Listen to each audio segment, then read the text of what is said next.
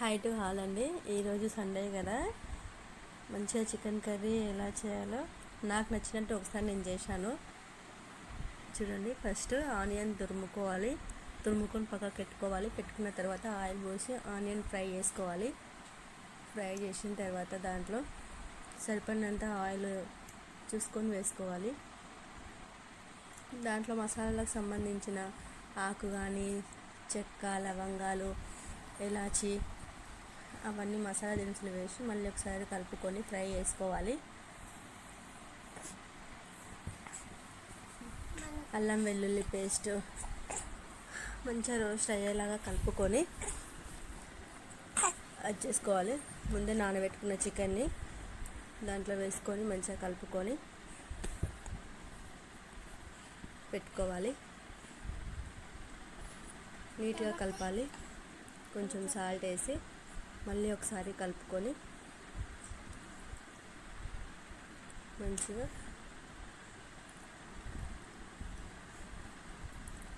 కొంచెం కర్రీని ఉడకనివ్వాలండి. ఒక 10 minutes వెయిట్ చేయాలి. వెయిట్ చేసిన తర్వాత కరివేపాకు ఇంకా మసాలా దినుసులు వేసేసి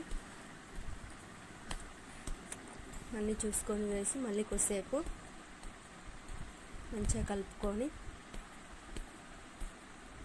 మసాలా మొత్తం మంచిగా పీసెస్కి పట్టేటట్టు కలుపుకొని పెట్టుకోవాలి.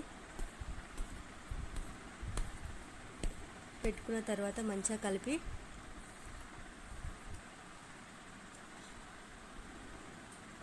మంచిగా కలుపుకోవాలి.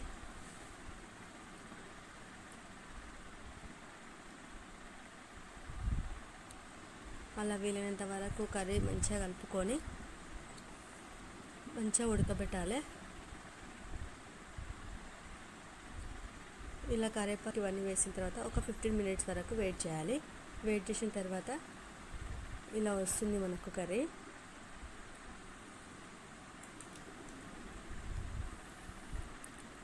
కొంచెం కారం పొడి, 2 tablespoons కారం పొడి వేసుకొని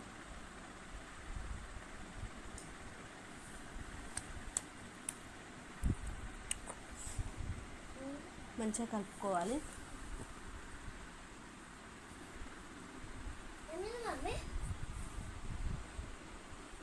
అలా మంచిగా ముక్కలకు కారం పొడి పట్టేటట్టు మంచిగా ఒకసారి నీట్గా కలుపుకొని పెట్టుకోవాలి.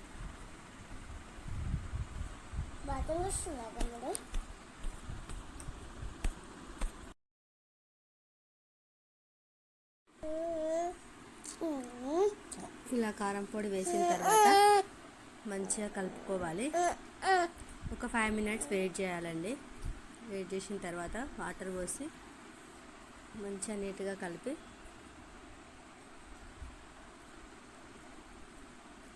నీట్గా కలుపుకోవాలి.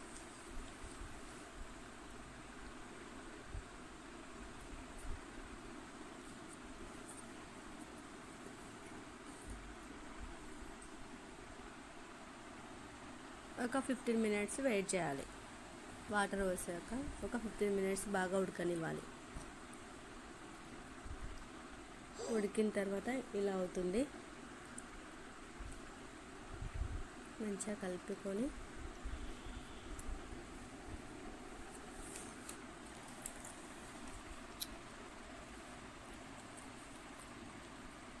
కొంచెం కొత్తిమీర వేసుకొని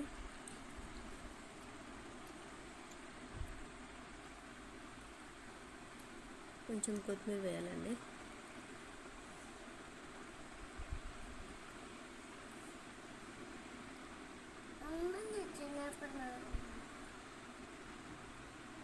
కొద్దిగా చికెన్ మసాలా,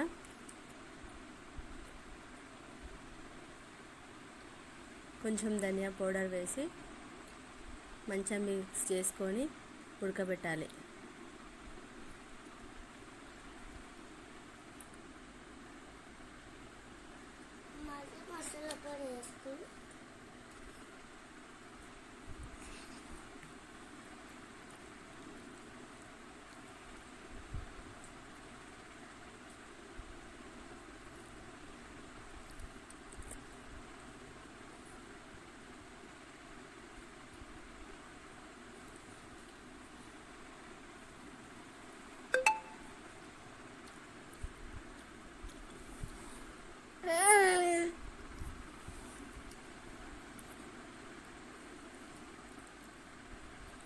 ఒక 5 మినిట్స్ వెయిట్ చేయాలండి. 5 మినిట్స్ వెయిట్ చేసిన తర్వాత ఇంకా మనకు కర్రీ రెడీ అయినట్టే. చూడండి దగ్గరికి అయిపోయింది.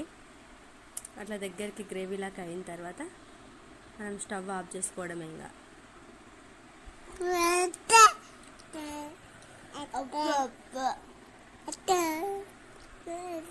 స్టవ్ ఆఫ్ చేసుకొని